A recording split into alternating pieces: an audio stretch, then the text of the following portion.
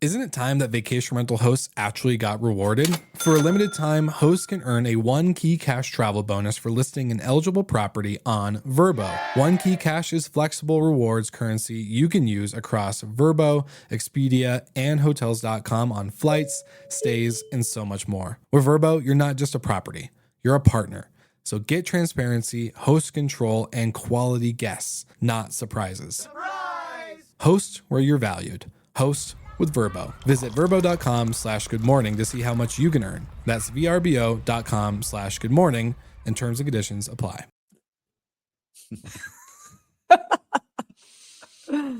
All right, so we are live from C-Trade today, which, by the way, very fun. I was there yesterday. Steve is joining today. And today we're diving in how AI is starting to reshape the way people discover and book travel.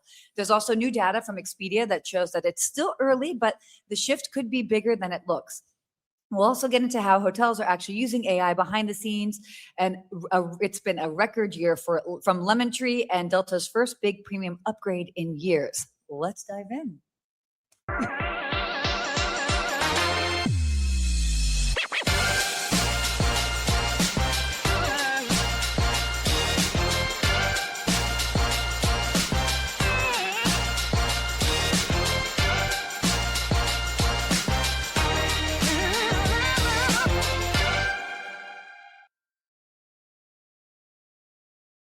Good morning. Hey, Here in person. Exactly. It's Awesome. nice. I like our fancy microphones. We're here at the Citizen M Hotel on South Beach as we're attending the C-Trade conference here today, and they're treating us really nicely here at the Citizen M. Yeah. Great conference room overlooking their lobby full of activations. So thank you to this hotel for doing that for us. And Yeah. I got to give a shout out to our sponsor. Yes, you do. For the episode this month. We've got Vrbo is the sponsor this month. We want to thank you very much for supporting the show. We love being able to do this with you. And make sure to sign up at vrbo.com/goodmorning, and you can earn 1 key cash for your next trip. It's a great, great benefit. Make sure to check out Vrbo, and that's vrbo.com. Ooh, wow, that was so That's professional. really That was good. smooth. Well delivered, sir. Well, look, we had fun last night. Oh, yeah, look, wait, we have coffee. We have Look, real-time coffee chat here. I know. We got our coffee talk going here. We went up to the porthole party last Yes, night? the Porthole Cruise Party. So this is it's the hottest ticket in town. Now, do you understand? I didn't believe the hype. I was like, oh, that was the Sarah. What party is this? And we go to it. It's in the M2 nightclub here on South Beach, which was the former Mansion nightclub. I was like, I know this place. You're like, I know. You're like, oh, I'm 22 again. Yeah, well, 28, 29. I was still hanging around there. South Beach Steve was out there, but the party was great. All the big people from the cruise world were there. All the top executives were there. Bill did a fantastic job creating this event. Yeah, Bill Panoff, shout out to you. Actually, he's going to be moderating the panel I'm on later today. So big shout out to him. But yeah, so excellent party. Love seeing the vibe. And I got to say, hotel people, we might need to step up our game because the cruise people, man, what a party they put together. I'm excited to walk the floor today. Right. See all the new things going on in the world for cruises. So if you're watching this, I know some of you said you were watching us live this morning. Yes. We're going to be coming by the booth and talking with you and learning all about what you're doing. So I'm excited to get out there. Yeah, no, I have to say, so this is now my third year in a row attending C-Trade. And I remember the first year, 3 years ago when I came and I'm like, oh, I'm the hotel girl. Like, how are they going to be accepting of me? This sounds really weird, but it's like, it's a completely new sort of pond of individuals. And yes, and everybody was they've always been every year so awesome, so inviting. And it's a very cool crowd. I'm like, okay, I'm into the cruise industry space. It's very cool. And we have somebody speaking on a panel now. Yes. What are you going to be speaking about? We're going to be talking about AI and how it's reshaping the guest experience in cruises. So I'm kind of excited about that. We've got some big tech guys on the panel. And then I guess I'm going to be bringing a little bit of the human side to the conversation. How do you use it for guest services and to make guests feel good? That's what you're going to bring to it. But I'm going to be in the audience. And be like, I know her. I know her. Oh my gosh. Did you see her dancing last night? No, I'm kidding. No, none of that. Yep. You can tell. You see her voice. She was partying hard last night. Oh no. It was a great time. No. It was a great time. Yes. Thanks again for having us there. But we got a lot to cover today. We do. So why don't we go ahead and dive in here? So funny that I'll be doing an AI panel today because we are talking a lot about it today. So, are hotels losing control of booking to AI? This is, as you can see here, Expedia says only 8% trust AI to actually book travel.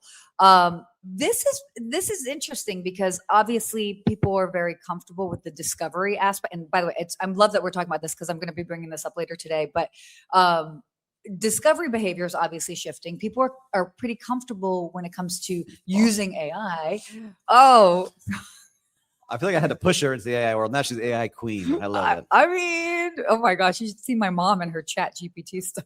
Anyway, so obviously discovery, people are really using it for discovery, but only 8% of bookings are actually currently influenced by AI tools. So what's that mean? Okay, people use it for discovery, but actually being comfortable enough to be like, okay, you just go book it for me. A lot of people are like, yeah, hold off there. Yeah, exactly. I think you're going to start to see it change a little bit because on the platforms, like I'm starting to use now multiple. Like I was doing research for a project, you should be on this AI panel. Gemini, Claude, and ChatGPT to see what they were going to give me, and they all give you things differently. And I'm starting to like how ChatGPT is starting to offer things up. Like they show you the reviews. Mm-hmm. Here's the link to actually check it out for yourself. So to push like some direct bookings that way was interesting to me, but I haven't let it go all the way through to actually make the booking with an AI. Oh yeah, no. Yet. But I would feel comfortable if I can say, this is what I want to go to. Here's the restaurant I want to go to. And this is the flight I want to take at this time.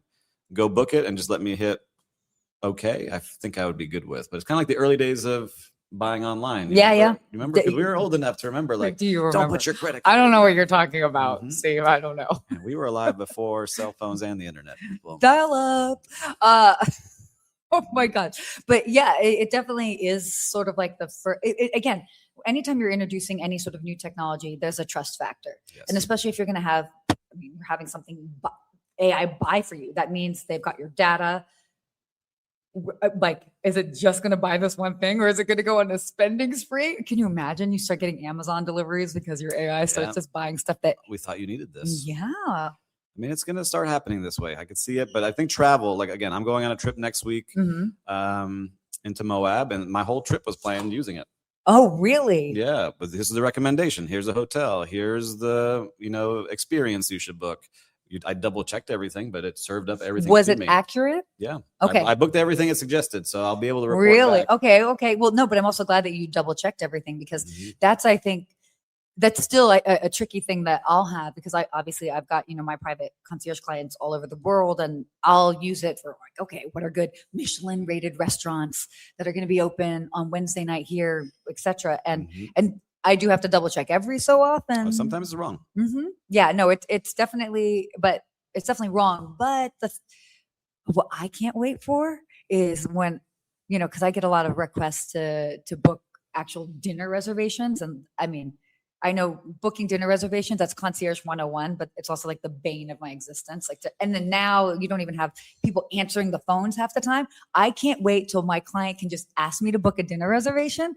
I can just type it in and I know that that's working in the background. I think you can do it already. Well, you can connect OpenTable to your ChatGPT. No. But how about you out there watching and listening? I know, Paul, you're always up to date on what's going on in AI, and a lot of you are always sending us messages about how you're using it. Let us know if you're going to trust it to book your travel coming up soon, because look, we're in that world, and I think it's going to only speed up this year. You see new tools coming out all of the time. Yeah, no, this is very true. Lou, good to see you. Welcome. We're almost sync. Hello from Charleston. I need to get back to Charleston. It's great there. I love that city. The food, everything, the vibe. So anyway, so definitely interesting to see what's going on. But speaking of AI, we're just going to continue on that track today. So Minor Hotels is building its AI stack for personalization. What's really interesting about this is Minor Hotels is investing heavily in AI-driven personalization. They're focusing on guest data, preferences, and tailored experiences, but they're building it from scratch, which is... Yeah, so they've said, look, we're not going to piece this together with, having this at the front desk, this for food and beverage, something running our pool deck. one doing our revenue management. They're building something from scratch for all of their hotels, and they're not a small company. It's not like a little standalone boutique. They have 640 hotels, 12 brands. And so when you can do this with all that data, that's what I think the secret sauce is going to be. You're going to have to really break it down, build it back up, because as a hotelier, you have so much guest data coming in that if Sarah's staying at Citizen M and she's said in the past that she likes a certain type of room or a certain type of pillow or a certain type of amenity, it's still hard for front desks to like go through all the information and categorize all of that and deliver that for her. And so I think that's what we're really going to start seeing hotel companies do, if they can really embrace it, really personalize the experience for every single guest that comes through. Yeah. Well, and because of that siloed data what is it? It's like only 3% of travel brands actually report having fully integrated customer data, which is crazy. That's insane. Yeah, just imagine like you make a pre-reservation right now. Like if you I was staying at a Marriott last week in Savannah.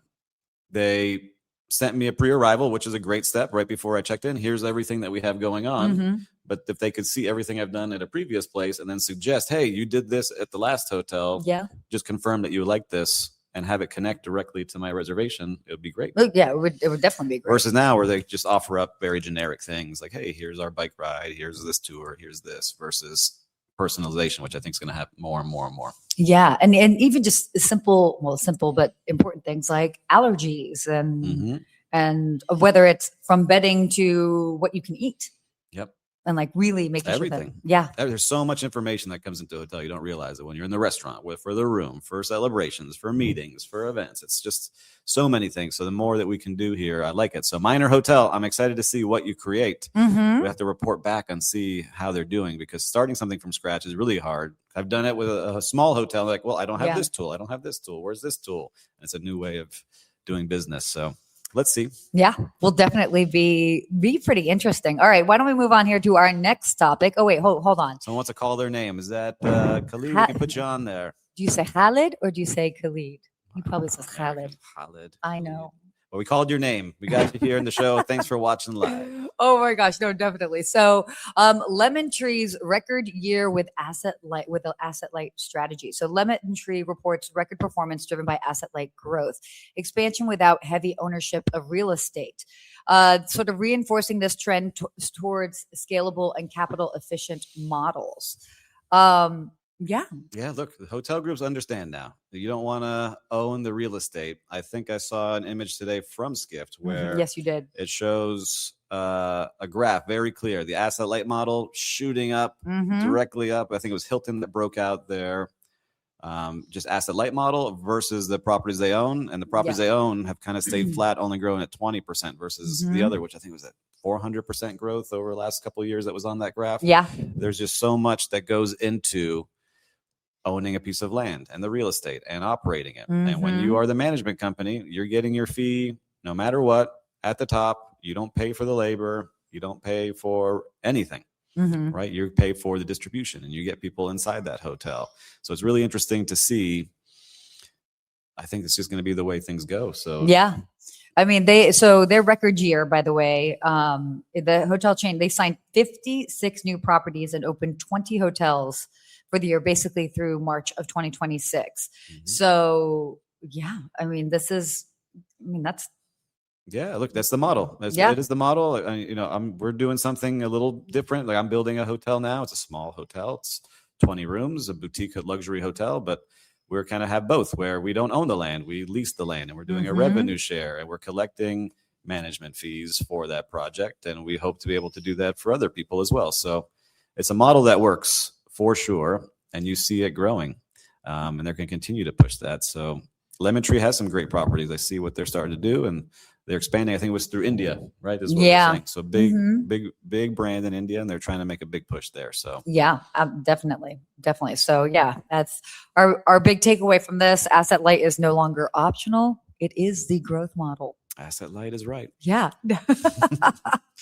All right. Oh, we got something on the screen here. Whoa, what is this? What are we putting on it? Do you think the industry has its data clean and ready to implement AI fully? Yes, totally, or heck no? Lots of work to do. Ooh. I'm going to say heck no. Lots of work to do is my vote, but I think people really want to figure it out. They're just tied down. Some of these big companies don't let you change those systems. You have to get approvals at the corporate level. So it's going to start from the top. Like we were just talking about Minor. They're going to take it from the top and really change it. But put your vote in. I know a lot of you are watching this from your hotels now. Heck no. Make sure to put in your vote. I want to hear what you have to say, because we have a lot of decision makers that watch this show. Yes, we do. We need them to start making these changes for all of us. Yeah. So there you go. Let us know your thoughts. I'm ready for this next topic. Oh, this is your topic. You're like, I'm just gonna lean away here. Okay, so oh my gosh, it's so obvious. Everybody knows my preferences at this point. So this is huge news in the aviation space. Delta One gets their first major upgrade in a decade. Delta is basically introducing upgraded premium cabins, which, and if you've been paying attention to what we've been covering, certainly here, but then also in the Skift Daily Briefing, premium is where it's at, especially in aviation. And so you've got a lot of these bigger brands, United, obviously with Polaris. Delta is upgrading their premium cabins because they're spending and they're continuing to spend. So apparently they've got longer beds, larger screens. And I didn't realize that it's already been a decade since they kind of redid I think they maybe even reintroduced Delta One. Oh, it's big. So I know that's the only way you travel. So what are you most excited about seeing in this change? I mean, look, it's exciting to see that they've got new cabins. I know that this was definitely overdue because United has launched a lot of new products lately. And so it makes sense. Yeah, I mean, in my mind, even with my status, I'm like, oh gosh, it's just going to make it harder for me to get those upgrades. But this, by the way, was interesting that in the article is that what they've been finding is that more and more people are actually still paying for these premium products, where before a lot of people would just be like using their upgrades to get it, like me. Just saying. Okay. But it's the people are paying for it and they're continuing to pay for it and they find the value. So that's why for them, they were like, okay, well, this is a worthwhile investment because people are actually paying for that product as opposed to relying on. Yeah, some of those flights are expensive. I was just looking. It's crazy to see how much people are actually paying for some of these flights, especially if you take it overseas. They get like $20,000 for a seat for some of these. You can. I book a lot of first class tickets for my clients. I mean, generally, previously what it had been about maybe it's like 12,000 ish, give it 12 to 15,000 for round trip first class. It's kind of more of a kind of like a business class, and you might be lucky if you could have gotten something about 8,000. Really lucky if you got about 5,000-6,000. But then you've got, for example, Air France La Première. They only have 4 seats. So that is, what is that? It's about 22,000 round trip. It's amazing. I know. It's a crazy price to pay, but if you've got it and you're going to be comfortable and you can rest and it helps you make that business deal when you land, I guess it works. Okay, I mean, yeah. Right? Isn't that crazy? It's a crazy number. I just flew first class on points from Miami to Savannah on American, and it got me an extra Coke Zero. So that was my benefit that I had. Your extra Coke Zero. Well, how long was that flight? Hour and a half. Oh, see, this is where you have to use it. Okay, pro tip to everybody here. Make sure that if you're going to go and do the be in first class, at least make sure it's 3 hours or longer. Because if it is, then you can get a meal. I didn't get a meal, but I did get an extra Coke Zero and a bag of nuts. Oh, gosh. Wow. Thank you, American. I appreciate you. I'll see you soon. I'll be on it next week again.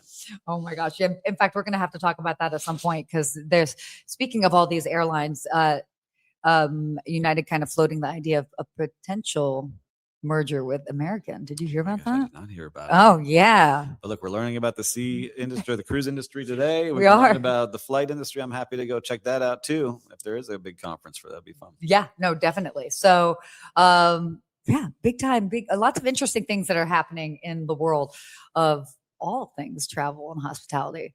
I'm excited for this next part. Are you? It was a success last week. I'm excited to see how we do this week. How was not a success? Well, we both lost, but our viewers and listeners loved this part. And, yes. Why don't you go ahead and introduce our newest segment that we launched last week? I feel like it should be like a little intro music. Whose brand is it anyway? Paul saying flying First class 101. Listen, I had extra points. I was like, this seems like a good idea. Yeah, right. Go to a wedding, come No, fly it's back. fun. No, the first class is it's a thing. I felt fancy. Yeah. I saw someone come on that I knew. I was like, hey. So I actually, well, quick thing with this before we go into our last segment. My thing is when I've been flying between Los Angeles and Las Vegas, I always try to sit first class because so traditionally speaking, when you end up in first class, people don't really talk to each other. Either you're like in a cabin and you can't talk to each other, or like people are too cool. Yes. But there's something about if you get first class on a flight to or from Vegas, Everyone wants to chat. they want to chat. They're in a friendly mood. I have met so many cool people on that flight. Vegas, baby. That's there you go. Network in first class. But when you're going to Vegas, people are feeling fun. Okay. Don't make me do the song again. No, let's go. What is our Whose Brand Is It Anyway song? Brand. Oh, look at our wow, graphics. guys, this is new graphics. Whose brand is it anyway? And if you're new to this, Whose Brand Is It Anyway? Brought to you by Verbo, but our sponsor of the month. And we are going to be putting up a brand, a hospitality or hotel brand on the screen, and we have to guess which parent company owns it. Okay. Signia. Oh gosh, I feel like I've heard of Signia. I feel like I should know this. Which brand? Keep that up on the screen there. Yeah, Paul. keep that up on the Let's screen. See what people can All say. right. So yeah, you guys think about it, but don't look at their answers. give us Don't your cheat. guess. I won't cheat. Yeah, I didn't cheat last week. I got it wrong last week. Gosh, I've got this my guy. answer in my head. We'll have to write it down next time. Listeners and viewers, put in your answer in the comments. Who do you think is the parent company to Signia by? What brand is that? All right, you ready to put in your guess? Man, I don't know if I know. I'm going to go with Hilton. Oh my gosh. Wow. Whoa. We got a I was Hilton. I was going to say Hyatt. You didn't even let me put in my thing, but I'm being honest, and I told you I was going to say Hyatt. So I got that one. Hilton. Signia by. We got to see which hotels they have. I don't have access to the computer today. Lou said just say Marriott for anything. That is correct. I'm pretty familiar with the Marriott brand. So yeah, I got to check out Signia now. I got to see which brands they have. But again, I love doing this because there are so many brands for all of these hotels, all the new soft brands coming out. So this is a fun game. Yeah. I think we keep this going. It's a fun game, except when you lose. I know, but we could do this every week. How many more weeks? We could do this for like 3 years and never run out. So whose brand is it anyway? Woo! Oh, right. Okay. Wow, we just we flew through because I think we're so excited to go to the conference. Yeah, we are. A little bit. We definitely are. Why don't we chat about a couple of things, real-time recap? Yeah. Right? So what have you seen out in the streets of hospitality? Oh, you're going to use that line? Mhm. The streets of streets. hospitality. Oh, that's a good one. Goodness. I will start. Yeah, you I start. was just in Savannah, Georgia, as she start. thinks. Okay. And I got to check out a very cool. I've never been to this city, and I was very surprised. They have a lot of great hotel properties there. But one of them really stood out. I didn't stay there, but it was just next door, was the JW Marriott in Savannah, Georgia. The owner, which is part of the Kessler Hotels, created a museum, and they have a dinosaur sculptures in there. They have these geodes that are priceless all throughout the lobby. They have artifacts everywhere. And so basically he's created this world-class collection of art and artifacts and geodes and all these things. And he's educating you throughout the entire lobby with like touch screens. That's surrounded by restaurants. You posted a photo, but I didn't realize all. It was JW Marriott, and I was just so impressed that they took an area that was of not much a couple years ago on the riverside and created this whole district that people now are flooding to. So really cool place. Shout out to the JW Marriott in Savannah. My hotel, on the other hand, could have been very good, but I got overrun by fraternity and sorority formal. And it was a party on every single floor. Oh, yeah? How was that? I felt like an old man, and my brother was there, and we were, I was president of my fraternity, and he was in a fraternity, and I was like, the old man, like, get back in your rooms at like 4 a.m. Oh, my God. I'm just imagining you guys in the middle of all of that chaos. Yeah. But good time in Savannah. I have to go back again soon. Yeah. Okay. Well, that sounds cool. So my real-time recap actually was airline focused. So I branched out from Delta. I know. I do that on occasion. And I flew with JetBlue. And I actually finally got to try their Mint product, which is basically their first class. And it was it was really cool. They did a very good job. And what I love, and I am a big fan of JetBlue and as well as Alaska Airlines. I think that they do a really great job without necessarily being part of like the legacy airlines, but they have fun with their menu. So even like, so their menu, first of all, they had non-alcoholic options, but like decent non-alcoholic options, Not just juice. Not just juice, and cool cocktails, not too sugary. By the way, that's a big pushback that a lot of people are saying about mocktails, is that we're like, these are sugar bombs. Yep. So that was really great. And then when you order off the menu, so normally, they would ask you, oh, do you want this dish or this dish, whatever. Basically, they have 4 items, like a salad and whatever, a couple of other things. And then you can choose what dishes you want. So you can choose up to 3 of the 4 options on the menu. Very so you can have as little as you want or as much in a sense. So, but it was really well done. I was impressed. And right, JetBlue, this is hard to impress Sarah. You did a good job. She's been a Delta fan forever. We got to check that out. Yeah. Super comfortable. We've got to go over to the conference, but I want to hear from listeners and viewers. We got all the brands are going to be there today. Is there any brand you want to learn more about so we can report back next week? I have 2 that I'm excited to learn more about. I want to hear what you think. So I want to learn more about the National Geographic cruises that go on adventures and expeditions. So I'm going to go try to find out what they've got going on. Sure.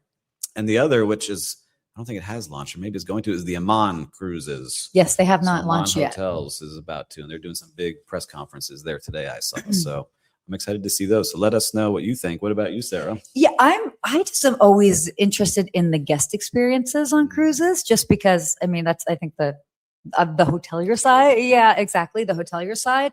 And because there's so much that goes into that on a cruise. You've got a captive audience.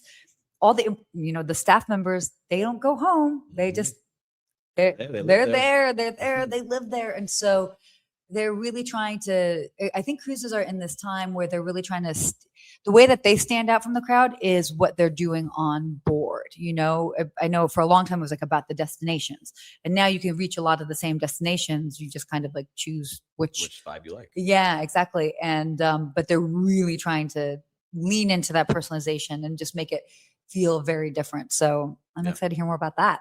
Yeah, I'm excited. So, all right, listeners, we shared a good amount very efficiently today and quickly. Super efficient. But if you found anything of interest, as always, make sure to share this with a friend. They're going to find value in it. If you have not subscribed yet, like I always say, what do I say, Sarah? Like, subscribe, follow, share with your friends. It doesn't cost you anything. It doesn't cost you anything. It's free to hit the subscribe button, and it helps us out big time as well. And thank you out to Vrbo for sponsoring the show. And if you're at C-Trade today, make sure to check us out on the floor. Come say hi. If you see us, come say hi. Sarah's not as scary as she looks in person. She'll be nice to you. Don't worry. Come to my panel at 1:30 today. 1:30 today panel. I'm excited to be in the audience. It's going to be awesome. I probably will be cheering her on, yelling, and trying to embarrass her and throw her off for a game. But she'll do a great job. What does she know about AI? A whole lot. Yeah. Well, until next week. Stay hospitable. Oh, we got it right.